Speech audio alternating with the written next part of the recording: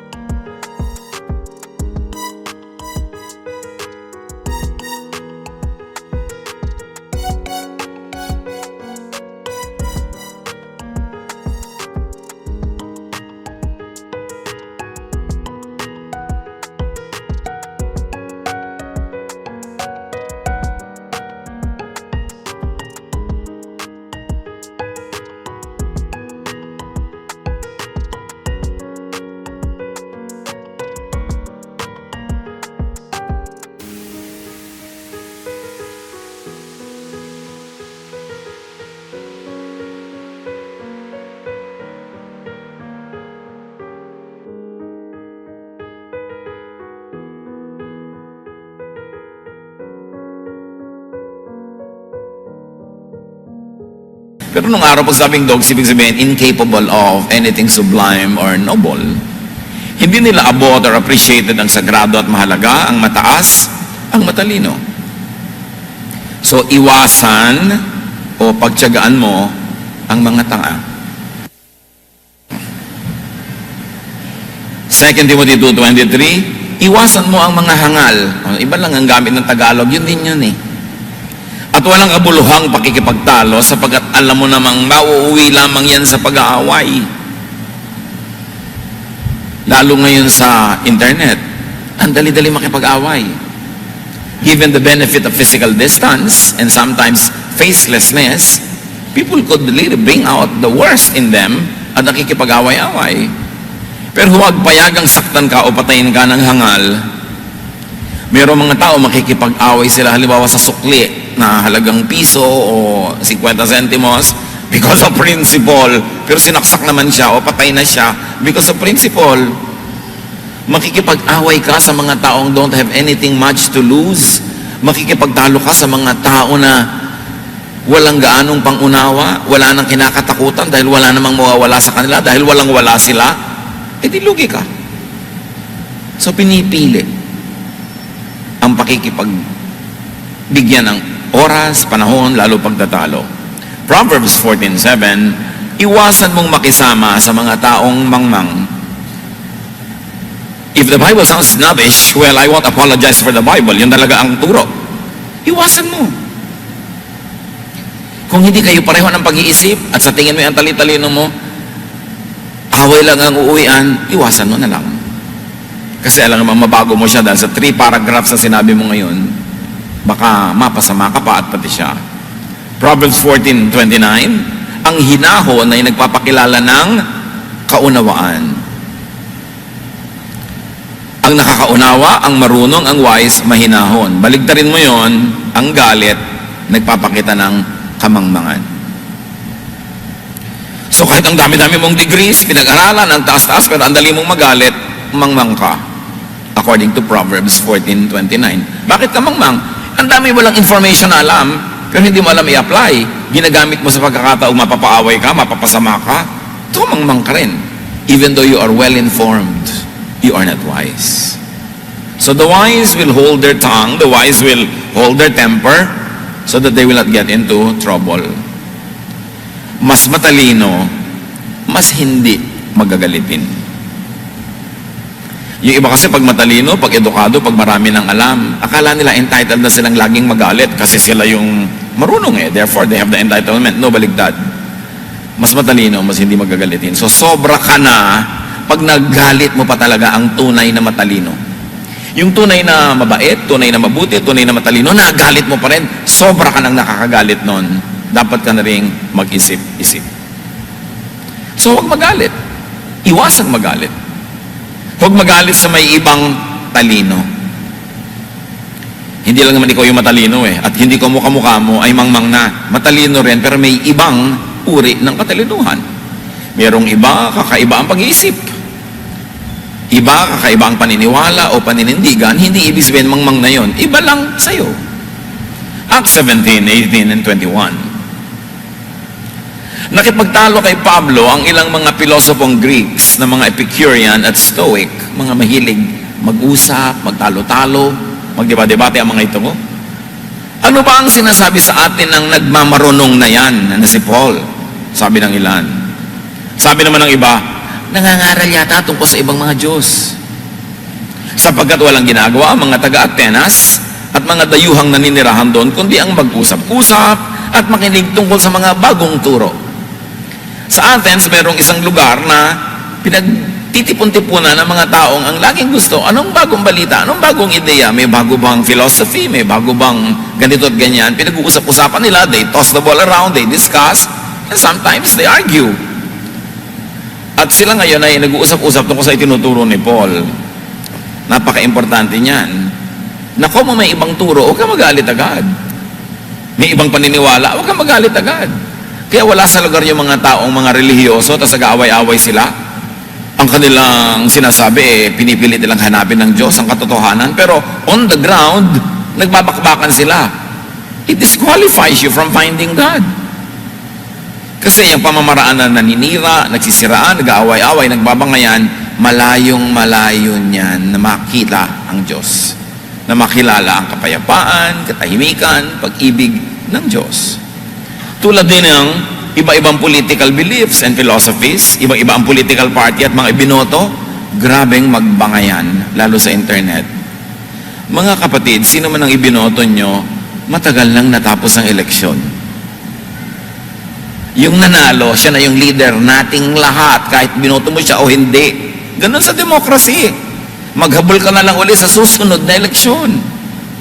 Pero pag may nakaupo na, yun ang leader ng buong bayan. Ba't kayo magbabangay-bangayan? Wala kayong mapapalitan. Walang magagawa.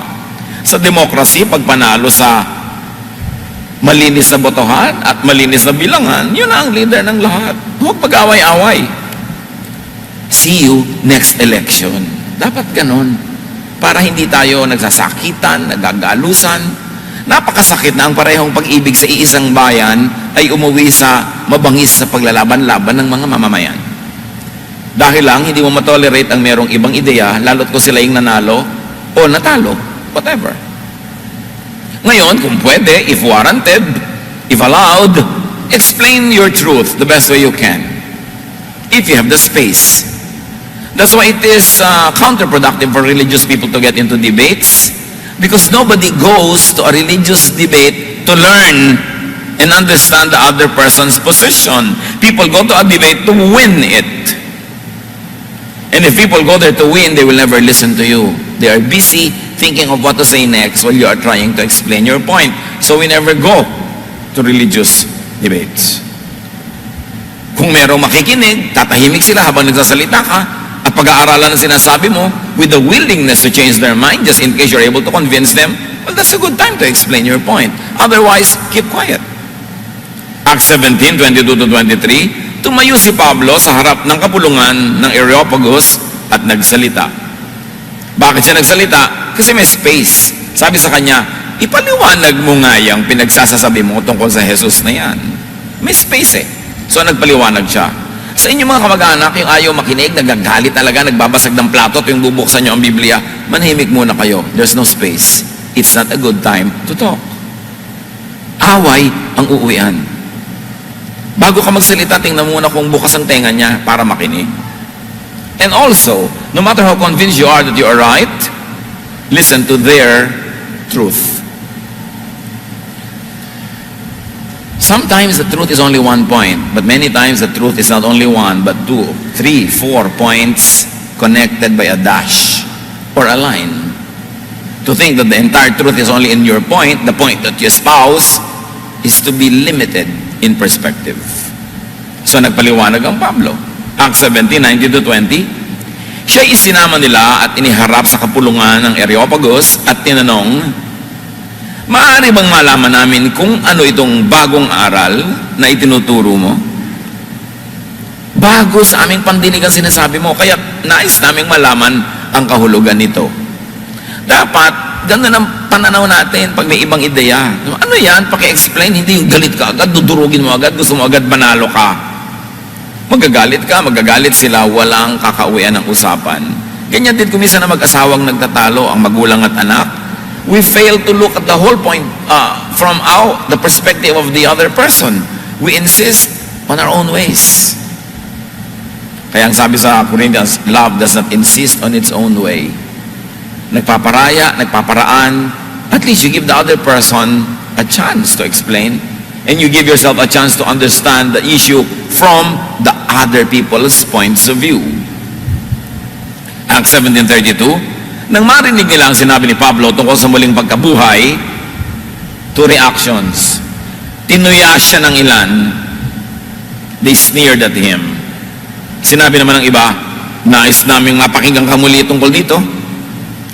So hindi pa nila lubusan naiintindihan, but they're going to give him and themselves another chance. So sabi nila, parang kakaiba yan, pero papakinggan namin muli, explain mo uli ang mga bagay na yan.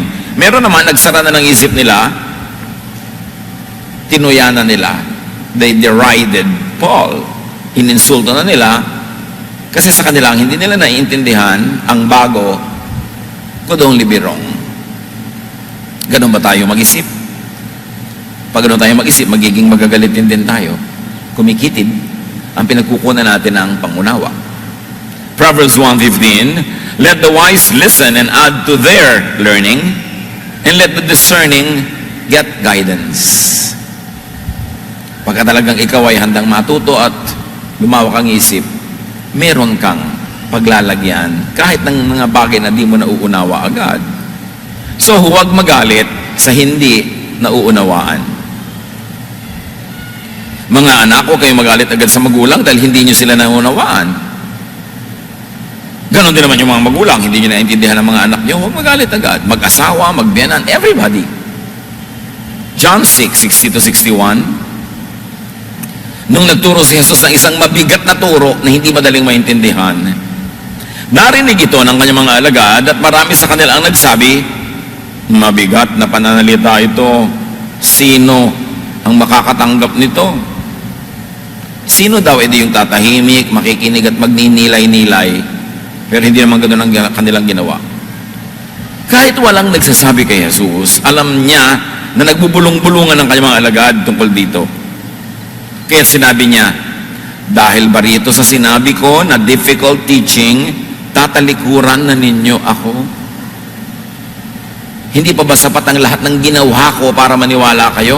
May isang sinabi lang ako na hindi nyo maintindihan, tatalikuran nyo na ako? May salita versus may gawa?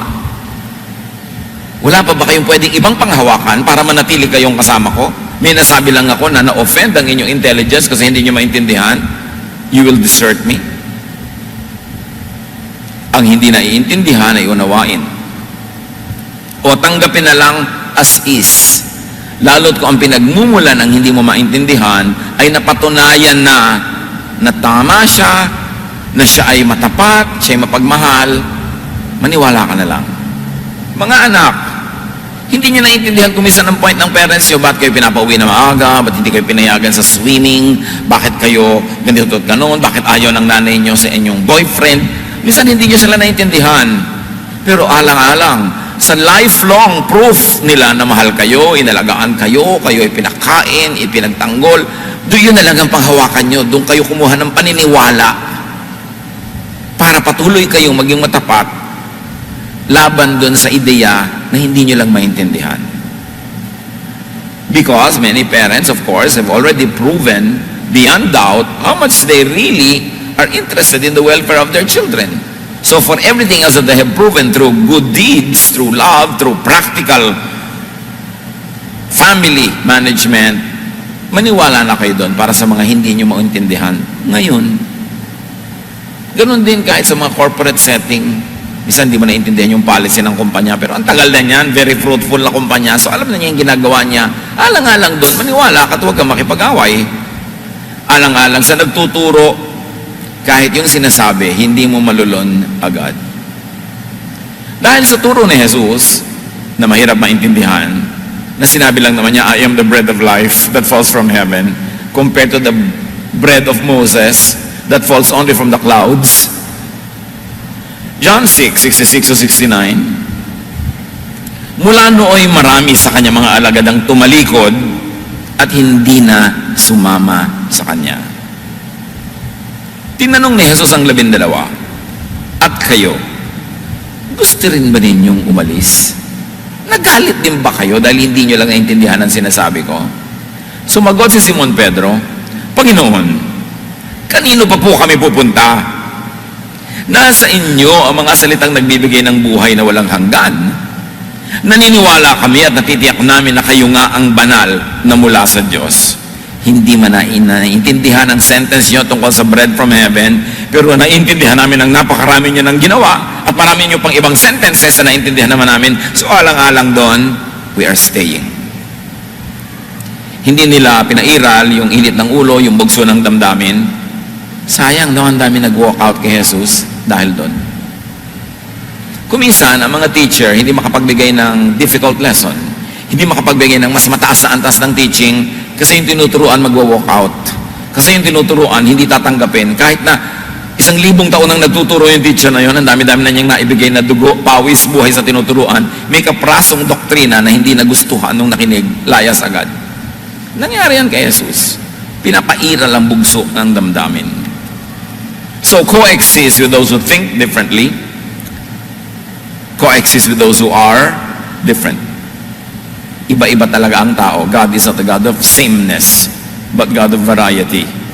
In fact, benefit from those who think differently, benefit from those who are different. Mas may mapapala kayo at mahihita sa kakaiba kaysa sa kamukha nyo. Kasi yung kamukha nyo is only a duplication of yourself. So what new thing will come to your life?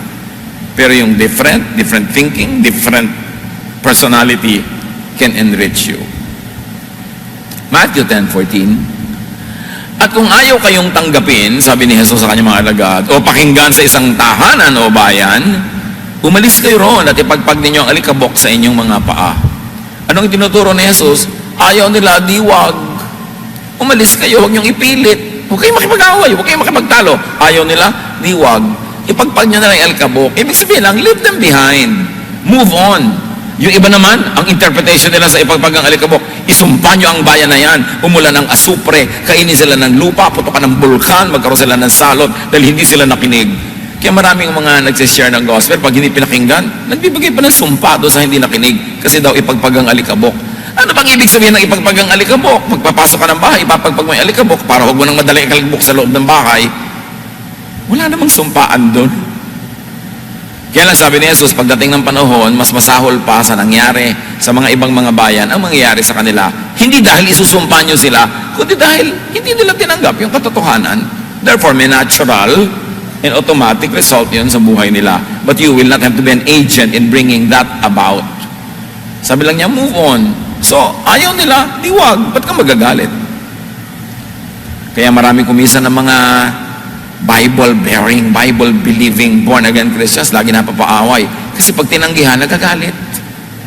Nakikipag-away. At pag napiko na, bakala kayo, you will go to hell. So, walang inabot na maganda ang gawain. Huwag magalit sa mga likas or born that way ng tao. Ang tao may likas. Meron siyang behavior na learned only. It can be unlearned. Merong conditioned only, it can be reconditioned, pero meron talagang inborn, na kahit mo siya anong gawin, hindi yun may iba, huwag ka magalit doon, kasi walang mapapala ang iyong galit. Isang example, Matthew 19:11-12. Sumagot si Jesus, hindi lahat ay kayang tumanggap ng aral na ito, ngunit hindi sila lamang na pinagkalooban ng Diyos. Sapagkat may iba-ibang dahilan kung bakit may mga lalaking hindi nakakapag-asawa. Ang pinag-uusapan nila, mga lalaking hindi nakakapag-asawa. Sila sabi niya ba, ay dapat mag-asawa, ay dapat pwede. Pero sabi nila, may mga iba-ibang dahilan. At verse 12, sabi niya, there are eunuchs who were born that way. There's nothing you can do to make them get married. They were born not to get married. And there are eunuchs who have been made eunuchs by others. Conditioning lang, so they can be reconditioned. Yun, pwede mong kausapin yun. And there are those who choose to live like eunuchs for the sake of the kingdom of heaven. So you can convince them so that they will choose otherwise. The one who can accept this should accept this. Sinasabi ni Jesus, ang likas ng tao, nakikita mo, may tatlong pinanggagalingan. Pag born that way, wala kang magagawa tungkol doon. Ngayon, kung nasanay lang, naturuan, pwede mong turuan ng iba. And given time, pwedeng maiba. At yung iba naman, ganyan lang sila kasi choice nila. The moment nagpalit sila ng choice, kung makinvince yung magpalit ng choice, pwede nilang palitan. Pero hindi lahat pwedeng magpalit, hindi lahat pwedeng i-reprogram. Merong born that way. From the mouth of Jesus.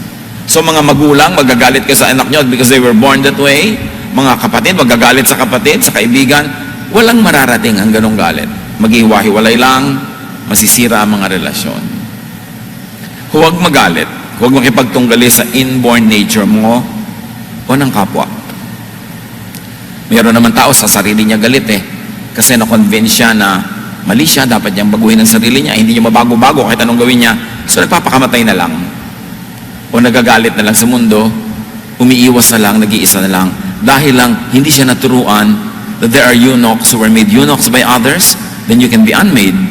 There are those who choose, then you can make another choice. But there are those who are simply born that way. At pag natanggap mo yun, tatahimik ang yung loob tungkol sa iyong sarili o sa iba, sa kapwa. Ngayon, kung sa iba merong mga pagkakagulo-gulo ng pananaw, ng point of view, umiwas na lang kung ayaw mo talaga sa kanila. Pero huwag mong awayin. Huwag ka makipagkagulo. Keep distance. Hindi ko na lagi nakikita ngayon sa mga likod ng mga truck, pero uso nung araw nakalagay, distansya, amigo. Keep distance. So for people you don't like, avoid.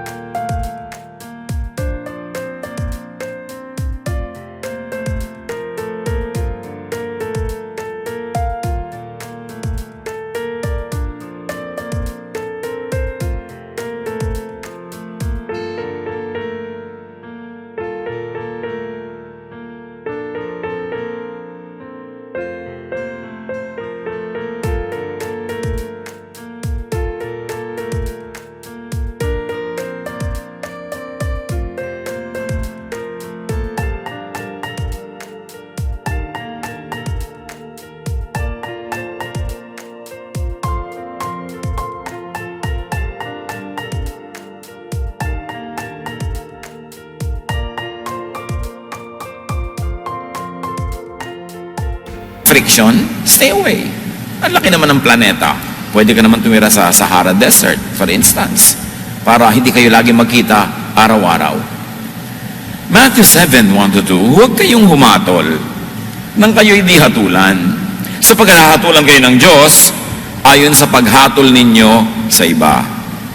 At susukatin kayo ayon sa panukat na ginagamit ninyo sa iba.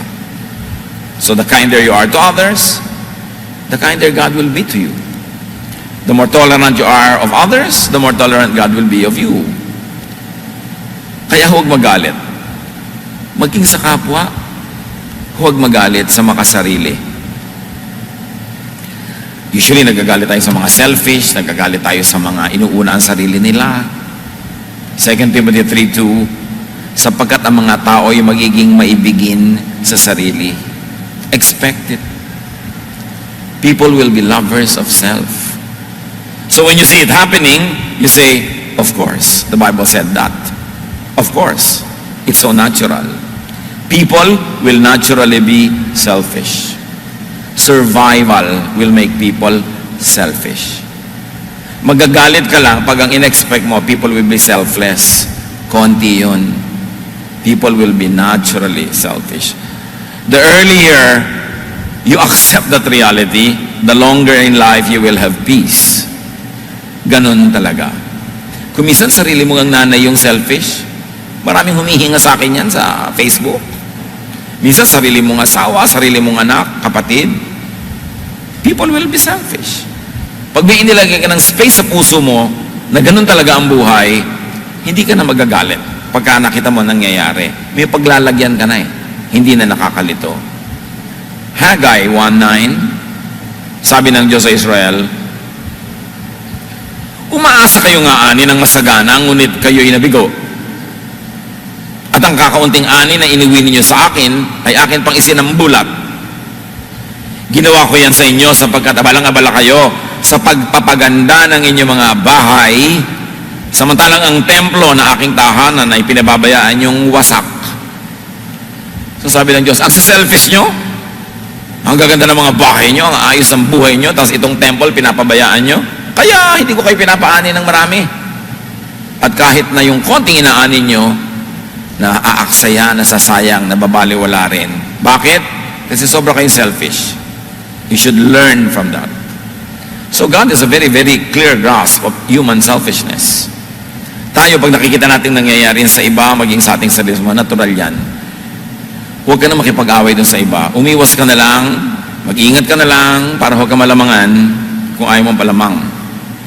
Unawain mo hanggang maunawa mo, at yung sarili mo ang iyong pigilin, baguhin, kasi meron kang control sa iyong sarili. Matthew 10:16, kaya't maging matalino kayong gaya ng ahas. Kasi hindi naman sinasabi niyang patayin mo lahat ng ahas o patayin mo lahat ng matalino. Maging matalino kayo. Be wise as serpents. People will be selfish. Don't be angry when you see it happening, but protect yourself before, during, and after, so that you will have less reason to be angry. Isa pang madalas sa galit tayo, na dapat hindi, huwag kang magalit sa kakompetensya, sa karibal. Natural, people will always want to get what they want, what they need in life. Nakikita mo kasi yung mga lalaking iisang babaeng nililigawan, nagsasaksakan, nagbabarilan. Normal lang yun. Bakit hindi na lang present your case to the girl in the best way possible and let her choose? Parang election lang yan. O hindi ikaw napili, kumanta ka ng leron-leron sinta. Kapos kapalaran, humanap ng iba. Pero para makipag-away ka sa kompetensya mo, lahat nga ng halaman sa paligid natin, nagkikipag-compete yan eh. Bakit ang tataas ng iba, inuunahan nila yung iba para sila ang mauna sa araw? Bakit ang lalabay ng kanilang mga sanga para wala nang tumubo sa ilalim nila, para solong-solo nila yung lupa? Pati mga halaman, they compete. It's the way nature was designed. That creatures and creation have to survive. So even people will be selfish. Protect yourself and do your best. Ecclesiastes 4:4. Nakita ko rin ang tao'y nagpapakapagod upang mahigitan ang kanyang kapwa. Sabi niya, you know why so many people try to excel? Only to win in the competition. They are not really after excellence. They are not really after quality. They want to win. That's all. Kaya trabaho ng trabaho yan, hindi para lumuwag lang yung bahay nila. Hindi, gusto niya mas malaki yung bahay niya kaysa sa kapitbahay. Hindi na niya tinataasan yung bahay niya para masagap niya ang hangin. Gusto niya masabing bahay niya ang pinakamataas sa poblasyon. So ganun, people are always competing with one another. It's human nature. At kasama yun sa binayaran ni Jesus sa krus ng Kalbaryo. Tayo mga nasa Panginoon na dapat maging mapagbantay kung lumalabas-labas yung mga dating gano'n at supilin, pigilin, kontrolin. Pero pag nakita nyo sa kapwa, huwag kayong magalit. Sabihin nyo sa sarili nyo, naturally. Ganun talaga. Others simply have to survive. So galingan mo na lang ang diskarte sa buhay. Without having to be competitive with other people, just do your best so that you will get the best possible. Galatians 6:4-5. Suriin ng bawat isa ang kanyang gawa. Sa gayon, ang kanyang kagalakan ay nakabatay sa kanyang gawa, sapagkat ang bawat isa ay dapat magdala ng kanyang sariling dalahin. Each of you should carry your own burden. So do your best so that you will maximize the possibility of you getting the best. Pero huwag kang gumawa ng anumang bagay dahil lang nakikipag-compete ka sa iba. Dahil lang yung gusto mo yung anak mo maging pinakamataas ang grade kaya paaral ka ng paaral. No, pag-aralin mo para siya matuto. Hindi parang sa anak, kailangan mo pataas ang grade mo doon sa anak ng kumari ko. No, mag-aral ka anak para malami kang malaman. May tools ka sa buhay. Hindi dahil sa iba. Napakahalaga nun. May katahimikan ka nun, may kapayapaan. Even if you're struggling to do your best, but only so that you could do your best and not to outdo other people, maraming kapayapaan na kasama yon. Pag lagi kang competitive, wala kang kapayapaan.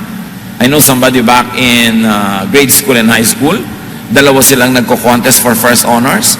Laging pagka ibinibigay ang grade, silipan agad sila, tanungan kung anong grade nung isa. Hindi na nila mapansin ang sarili nila dahil nakabantay sila lagi ito sa kanilang kalaban. It will not give you peace. It will prevent God from ruling in your life when you're always competing with others. Kaya, galingan mo na lang. Sabi sa Ecclesiastes 11:1-2, hindi mo alam kung aling negosyo ang magtatagumpay, aling investment ang kikita. Ship your grain across the sea. After many days, you may receive a return. Invest in 7 ventures. Yes, even in 8. You do not know what disaster may come upon the land. So don't put all of your eggs in one basket. Damihan mo ang investment mo, iba-iba. Meron kang konting diversity para kung hindi kumita yung kabila, may kumikita ang kabila. But don't diversify too much because you spread yourself too thinly. Then you maximize the possibility of you succeeding. Pero huwag kang magalit doon sa iba. Ang bantayan mo yung sarili mo, pahusayin mo ang sarili mo. Lalong-lalo, huwag magalit sa panahon, sa weather, o sa klima na hindi ayon sa iyong kagustuhan. Mangyayari't mangyayari yan, huwag mong labanan. Ecclesiastes 9:11, time and chance happen to them all. May panahon ng lahat ng bagay. Kaya kung tag-araw, di tag-araw, tumigil ka ng karereklamo kasi tag-araw. Kung di malamig, enjoy the season. May mga panahon na may karamdaman ka, nag-iisa ka lang, enjoy it. Meron ding enjoyment yon. Hindi reklamo ka ng reklamo na hindi mo nagagawa ang hindi mo nagagawa. Appreciate what can be appreciated at the moment so that you will not be angry with the time. Sumabay, makiayon na lang sa kung ano man ang mayroon. Panahon na meron, meron. Panahon na wala, wala. Panahon na masaya, magsaya. Panahon na malungkot, di malungkot ka. Kasi may iba rin yan dahil gumugulong ang panahon. 2 Timothy 4:2, be prepared in season and out of season. Well, to explain the truth or to do anything that you need to do. Huwag din magagalit sa tinatawag na aksidente o sakuna. Ecclesiastes 9:11, lahat ay dinaratnan ng malas. Nangyayari din talaga. Yung ginawa mo na ang lahat, hindi pa rin nagtagumpay, it happens. Pero bihira naman mangyari yon. Huwag kang magalit sa Diyos, huwag kang magalit sa pagbubuntunan mo ng sisi. Kung minsan na aksidente ka, pati yung naghugas ng kotse mo kahapon, yun ang sisisihin mo. Sa kakahanap mo ng masisisi. Magagalit ka lang, sabi mo, time and chance happens to them all. Tagalog version, mas malinaw, lahat dinaratnan ng malas. Mag-ingat na lang. And minimize possibility of that happening. Minimize the possibility of damage. Proverbs 22:3. Kung may dumarating na panganib, ang matalino'y nag-iingat. Ngunit di ito pansin ang mangmang, kaya siya'y napapahamak. So mahalagang maging mapagbantay din, may mga naiiwasan din. Sa amin nung araw sa Bulacan, nung nagkaroon ng land reform, 70s, may mga pamilya sobrang na land reform, ang dami nilang bukid na nawala. Pero merong mga maagap. Nung nabalitaan nila na magkaka-land reform, hindi sila tumanggap ng mga buwis sa mga kasama. So nung nagrehistro ang mga kasama, hindi nakapagrehistro kasi hindi nagbubuwis. May maagap. Sa lahat ng bagay, may maagap. At kadalasan, totoo yun, daig ng maagap ang masipag. So para, huwag kang magalit sa sitwasyon, huwag kang magalit sa gobyerno, gawin mo ang magagawa mo para maiprotect mo ang sarili mo kung ano man yung proteksyon na kailangan mo. Do not hurt for long for what others think of and say about you. Huwag magalit sa mga sinasabi ng tao tungkol sa'yo. Lalo nga, pinag-uusapan natin, mga iniisip ng tao sa'yo, sinasabi, lalo ngayon sa internet, ang daling masaktan pag binasa mo mga sinasabi nila. So bakit mo babasahin? Bakit may follow? Bakit ka magpo-post na nakikita ng mga tao magagalit sa'yo, gumawa ka na lang maliit na grupo, makakampi mo, doon ka na lang mag-post para wala kang kaaway. Para tahimik ang iyong buhay. Kasi ang dali-dali ngayong magalit. At pag nakikita mo, kung pwede lang talagang lumabas doon sa screen yung mga nag-aaway-away sa internet, talagang daig pa nila yung mga nag-aaway-away sa city jail. No? Samantalang, mga ideya lang yun, pinagpapalit-palitan. What matters is what God and your own conscience tells you. Yun talaga ang mahalaga. Huwag magalit sa iniisip na iba tungkol sa'yo. Yung maraming bashers. Sino kaya dito may mga bashers? So, ano pong gagawin ko dito sa mga bashers? Aba, bilangin mo. Kasi ang mga bashers, fans mo yan. Fans? Fans mo yan kasi sinusundan-sundan ka. Lahat na sinasabi mo, tumatalab sa kanila. Negative fans lang nga. Pero fans. Ituring mo silang fans para hindi ka magalit. Kasi pagka ibang inisip mo, magagalit ka. Meron ko nang tatanda ang isang reading, a very short verse from high school reading. Sabi, do not concern yourself about a fair or stormy weather. Wind must sometimes whistle around. When people live together, some will smile and some will frown, but you need not mind them. Travel on as best as you can. Take them as you find them. Okay, hindi ka magagalit. Hindi mo sila kailangan baguhin. Hindi mo sila kailangan pakitunguhan. Di umiwas ka. Kung hindi mo sobrang kayang iwasan, bawasan mo ang possibility na mag-cross ang inyong mga landas para tahimik ang buhay mo at para ikaw din makapagbigay ng katahimikan sa iba. Ano-ano ang nakakagalit sa inyo? Sino-sino? Malungkot naman kung sino pa yung asawa nyo sa buhay, doon pa kayo laging galit. Siya rin ang magbuburol at maglilibing sa inyo. Gusto nyo magalit kayo sa buwan, sa mga bituin, pero yung asawa nyo kasama nyo araw-araw, huwag kayo magalit doon. Pagka kayo na stroke, yan din ang dadampot sa inyo. Pagka kayo na ospital, yan din ang magsusubo sa inyo. So, iwasan magalit sa mga taong makakasama natin talaga buong buhay. Madalas nga yung best manners natin naka-reserve sa strangers and the worst manners na ibinibigay sa kasama, sa kaibigan, sa mga katrabaho, baligtad. Ang buhay, ang kapaligiran natin parang swimming pool. Doon kayo lalangoy-langoy, doon kayo sisisid-sisid, re-relax-relax. Alisan nyo ng lason. Kasi kayo din ang malalason doon. Alisin nyo yung mga galit, away-away, lalo sa bahay. Kasi yan ang bahay nyo. Susunod workplace or school, kasi doon kayo lagi nandun. Huwag yung inaaway nyo yung kasama o yung makakasama sa buhay. Dahil hindi yun wise. What angers you? What can we learn from Scripture how to handle that kind of anger? Dear Lord, teach us. to have very practical applications of these wonderful nuggets of wisdom from your word.